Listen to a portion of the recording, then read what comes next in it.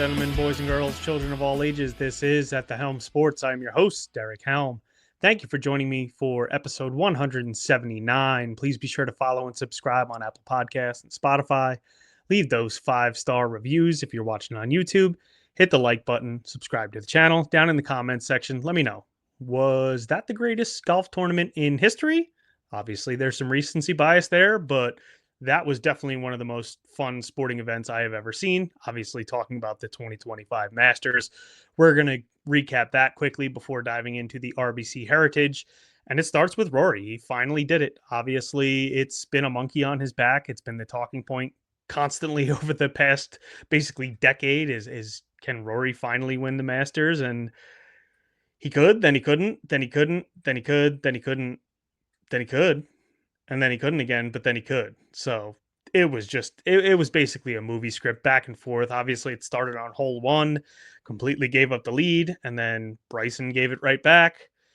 It was pretty crazy. Looked like, you know, Rory was going to run away with it once Bryson started falling apart on the back nine there.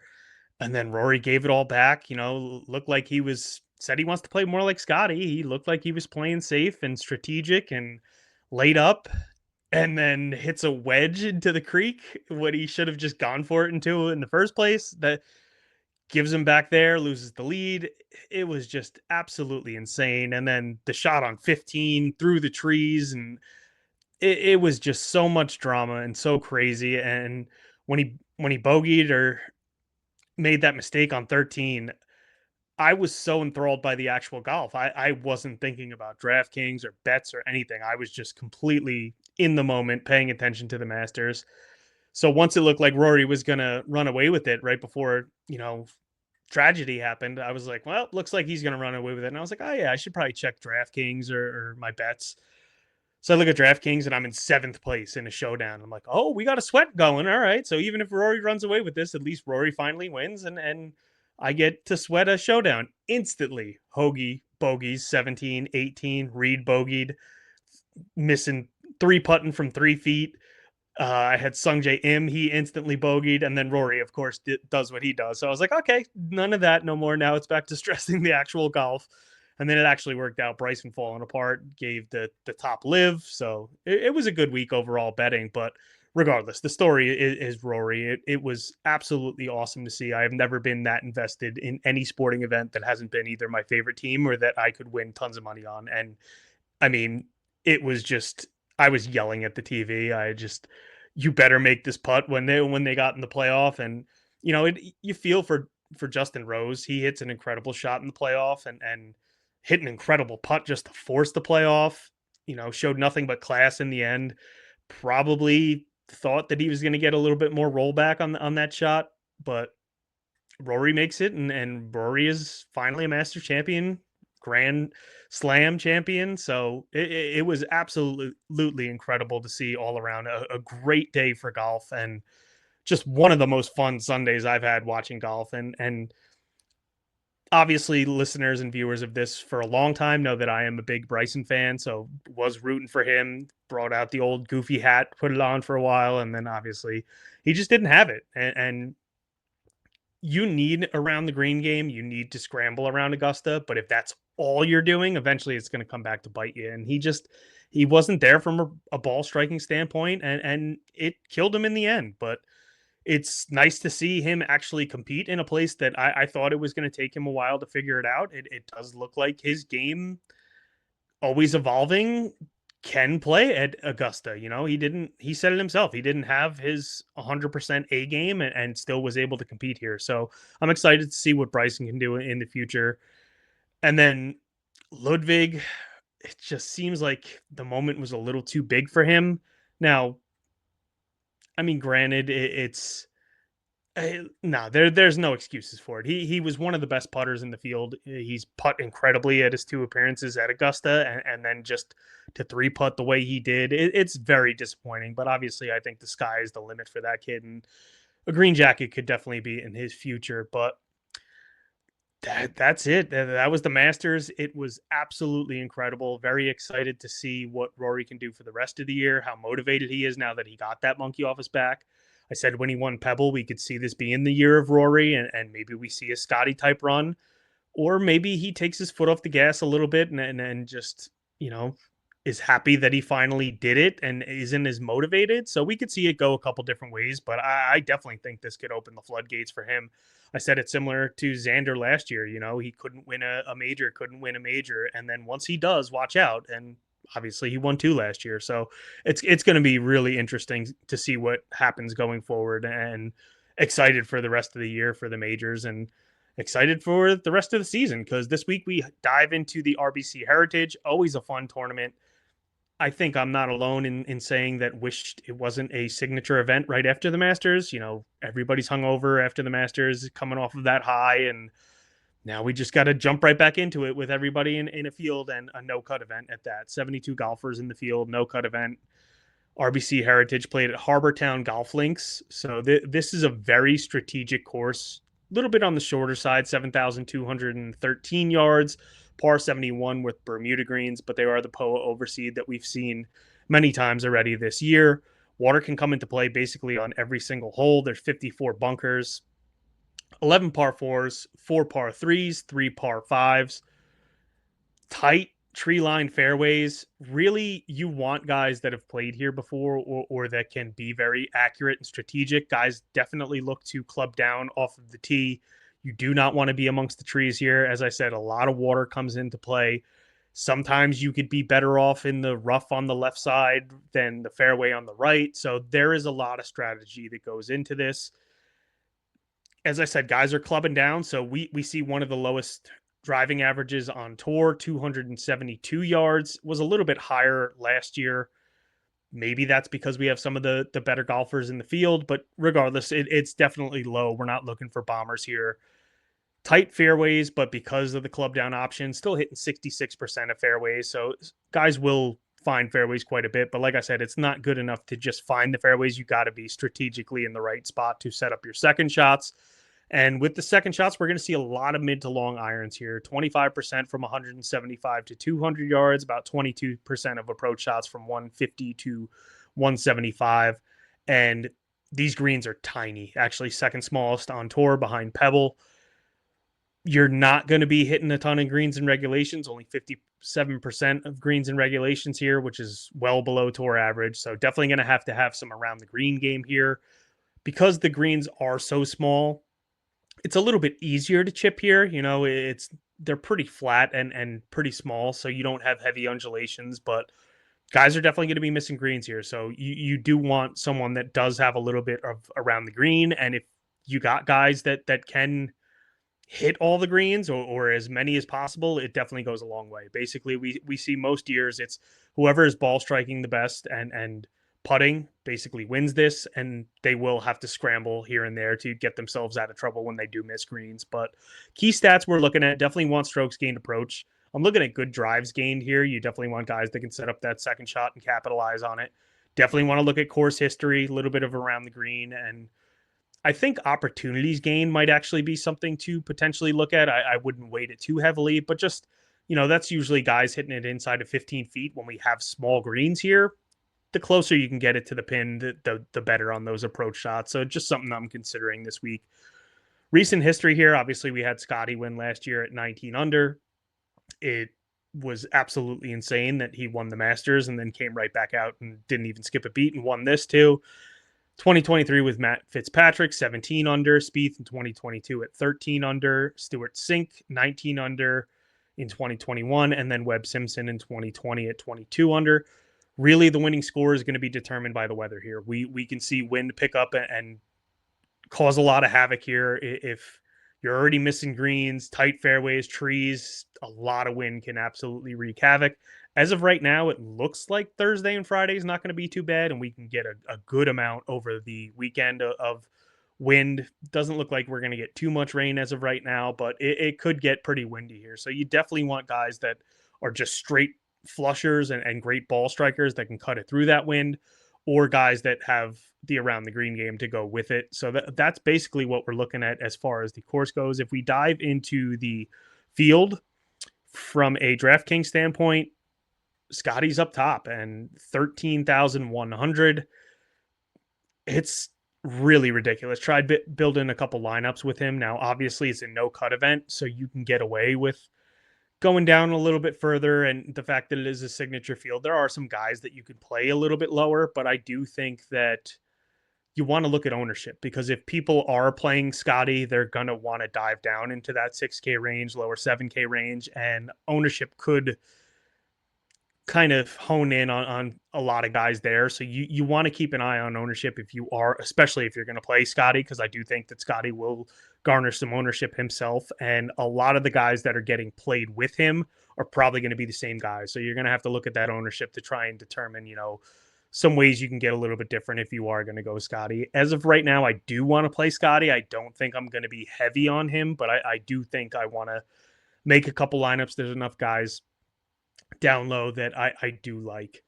Ludwig, I could see him coming out here and playing well. I do think it's a course that could suit him, but just after what happened last week, I'm gonna go away there. Now, from a game theory standpoint, wedged in between Colin, Xander below him, Scotty above him, he probably is very low owned. So you definitely get him at a low ownership. So it could make sense in some larger field stuff. I don't think I'm going to go crazy this week with how many lineups I build. So probably going to be away from Ludwig. I love Colin Morikawa here. I would expect. I think he's probably the highest owned up here at 10,900. I think this is a course that absolutely suits him. Obviously, he has the approach game, has improved incredibly in the around the green game. Said, I want those opportunities gained. He's second in that metric over the last 24 rounds. He's seventh in par five scoring, sixth in good drives gained, second in fairways gained, seventh off the tee. The guy just has everything that you want. He's a top 10 machine. So I think the safety with the upside just make him far and away the most popular play up here, but I'm not going to go away from him. I do think Xander garners some ownership after what we saw at the Masters. Obviously looks good. Looks like the short game is rounding back into form. He's played well here before also. I want to see what his ownership is, because if it's even, I don't think it'll be what Collins is, but if it's up there a little bit, I'm willing to go to Colin and then skip over and go down to Justin Thomas, because I don't think a lot of people are going to go there. Obviously didn't have a good Masters, but I do think that this course suits him a little bit better. First in opportunities gained over the last 24 rounds. He's striking the ball well with his irons, 10th on approach. He's 22nd around the green. He has that short game. I do like him a little bit more in a, not necessarily birdie fest, but a place where you're not going to have as many of the huge blow up numbers. Now, there's plenty of trouble here, so he's Justin Thomas. He absolutely could, but I do like him here, especially if his ownership's going to be a little bit lower. Patrick Cantlay, haven't really decided what I want to do. I want to see what his ownership gets to. If for $400 more, Xander is the same ownership as him, or even potentially lower, I'd much rather play Xander. But I do think that more people will go to Xander than Cantlay. Obviously, got to keep an eye on that. But Cantlay has been incredible here. I mean, he's been a top 10 machine. So it's a course that suits him well. I have made an outright on him at 19-1. So I might just go with the outright. I also have a top 10 on him and then fade him in DraftKings, especially if he's garnering some ownership. Connors, with the way he's playing, makes a ton of sense here as well, but can't really play all of these guys up here. So I think I'm probably going to get away from him and maybe play a little bit of Russell Henley. Going to have to make a decision between the two of them, because they both are playing very, very good golf. Their games are somewhat similar at the moment. They can obviously strike the irons and have an around the green game to go with it. So I definitely like the two of them. And in my model, they're second and fourth. So I'm definitely going to play one of them. Don't really know which one yet, but if you're kind of skipping over some of the guys up above, I think it makes a ton of sense. You could even start some lineups with Connors and Henley. And I think that's a pretty good single entry build there. And you can go a little bit more balanced down below. Sepp Straka, name I've heard a ton here. I'm skipping over a lot of these guys in the lower 9K range. Lowry, I don't like. I get where the game is, and it looks like this could suit him. Fleetwood, same thing. I could see this being a course. Spieth has won here and performed well before, but I just don't really want to pay for those guys. I'd rather dip down a little bit and just focus a little bit more up top and then come down a little. Hovland, I do have a little bit of interest in. The around the green game scares you, but as I said, these greens are so small here. I don't think it would necessarily kill him if he's missing greens. I do like Straka. I think it makes a ton of sense. Have seen a ton of people bet him already. He was obviously popular and let everybody down at the Masters, but I do think a lot of people hop back on board. I'm still considering potentially making an outright on him, but I don't know if I'm going to get there. And if he's really, really high owned in DraftKings, I might actually skip over him there as well. Sung J M, I like what I saw last week. I do think that he has the course history here where he's performed well. You can definitely make a case to go there. I have actually made an outright on Sung J at 33 to 1 with 7 places, top 7 each way. 12th last year, 7th the year before, 21st, and 13th his last 4 times playing here. So a place he has looked pretty comfortable and obviously showed some flashes last week at the Masters. So I like what I'm seeing from Sungjae, and I am willing to jump back in on that. Definitely going to be playing him in DraftKings. Bobby Mack, another guy I think gets pretty popular here. I think he could perform well. I don't think you hold the Masters against him, but I'm just not going to get there on him or Wyndham Clark. I do love Berger, 8,300, another guy that probably gets pretty popular. I have heard a lot of people betting him, and I am also one of them, 45 to 1 with a top 7 each way on him. He's performed well here in the past, obviously not the past couple years with the injury, but I do think his game is rounding into form. 7th in good drives, 4th in fairways gained, so he's accurate off the tee. 5th on that opportunities gained over the last 24 rounds, so he's setting up scoring opportunities. I do like Berger quite a bit here and have made the outright on him. I'm not going to go back to Justin Rose. Not that I think that the Masters took too much out of him, but we've seen him teeter between playing well, playing poorly, playing well, playing poorly. So the fact that he did play deep into the Masters and coming the very next week in a signature event, I'm just going to be off of him. I do think he'll garner a little bit of ownership, and I'm going to go down to Aaron Rai, 7,900. Played pretty well at the Masters. Was okay his only time playing at the Heritage, but I do like where his game's at. He's a guy that's going to live in the fairway, accurate off the tee, so not going to get himself in too much trouble. And then JT Poston, I would expect because of the course history that he definitely garners some ownership here. I think people are going to bet him as well. If Rye is much lower owned, I'd rather go to Rye, but obviously last year Poston 5th place, then miscut 3rd place in 2022, miscut 8th place in 2020. So some good finishes, but with 2 miscuts there. Hopefully he keeps the trend going if I fade him and misses the cut again this year. I do like some of the guys here in the mid to lower 7K range. I like Bhatia for here.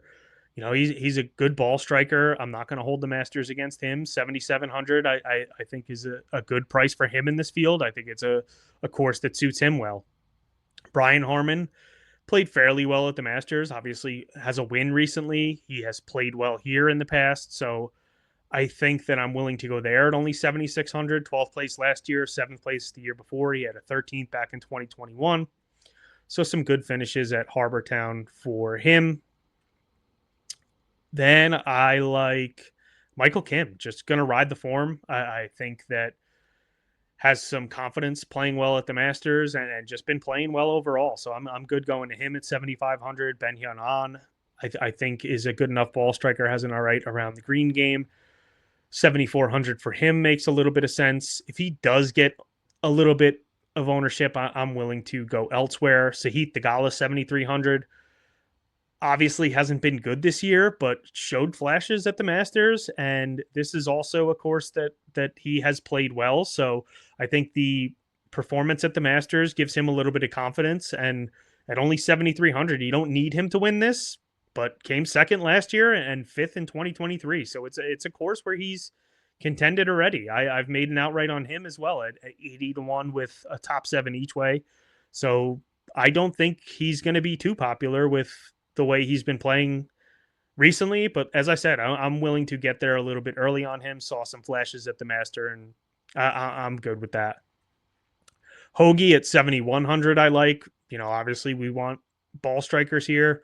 He's definitely there. Was playing well last year until he had a blow-up hole. So Do like Hoagie there, ended up T18 last year, and I think that was just basically a blow up on, what was it, Sunday, or they went into Monday last year because of Patrick Cantlay, right? I think that was the case, but regardless, I like Hoagie this year. Performed well here, pretty good last year. Been playing much better golf here recently, so I like him at 7,100. Down in the 6K range, gonna pick and choose here. I definitely like Glover, 6,900. I think he gets popular, but not a long course. Guy that's gonna live in the fairway. I do like him for here, 6,900. And then not really a ton that sticks out too much. I do like Eric Cole. This is a guy that's been playing better golf recently. Not really some top end finishes, but top 25s. So I think he's fine there. He's very good from that 175 to 200 yard range. Got a good around the green game, can scramble a bit. So I'm fine going to Eric Cole at only 6,400. Gary Woodland, I think, gets a little bit popular down here at 6,300, but another guy that's been striking the ball well, been good off the tee. I don't mind him here. Probably would only sprinkle a little bit. I probably will be underweight the field. Ryo Hisasune, just been playing really good golf. Now, obviously, this is a big boy field. Maybe that hurts him a little bit, but at 6,300, I think he is fine. And then I'm willing to go to Chris Kirk as well, 6,100. Just, he was good at the Masters until he wasn't, but I think it's fine to go to him here. Has a 10th place last year, 7th place back in 2021. Been playing some okay golf, and down here all the way at 6,100, I think makes a ton of sense for especially Scotty lineups. But that's basically what I'm looking at for this week. As I said, want to let ownership dictate a lot of what I'm doing, especially up top, and then really, really want to pay attention to that ownership in the bottom range, especially when it comes to Scotty lineups. But I think it could be a little bit of a lazy week. People still hung over from the Masters and just maybe not putting in as much time, maybe getting a little bit of a late start. So I think that if you see that ownership is going all the way to certain guys, which it definitely is gonna. We only have 72 golfers in the field. It's a no-cut event. I think it does make sense that you can get a little bit different this week. This is a course that we have seen in the past. Guys can come from the back, and a lot more people can contend here because it's a shorter, more strategic course. So obviously that was more so before it was a signature event. So maybe the cream still rises to the top, but I definitely think you could take some more chances here, and it could pay off tremendously. So definitely keep that in mind this week. I think it makes a ton of sense to try and get a little bit different, but that's going to do it for me. As always, check out thehelmsports.com. Have my preview up there. In the My Bets tab, I have all my bets Wednesday evening, so you can check those out if you want them the second I make them to get the same number. TheMadLabMMA.com. I post them to the Discord the second I make the bet. So check those out, and that's going to do it for me. As always, thank you for listening. I'm your host, Derek Helm, and remember, just have fun out there.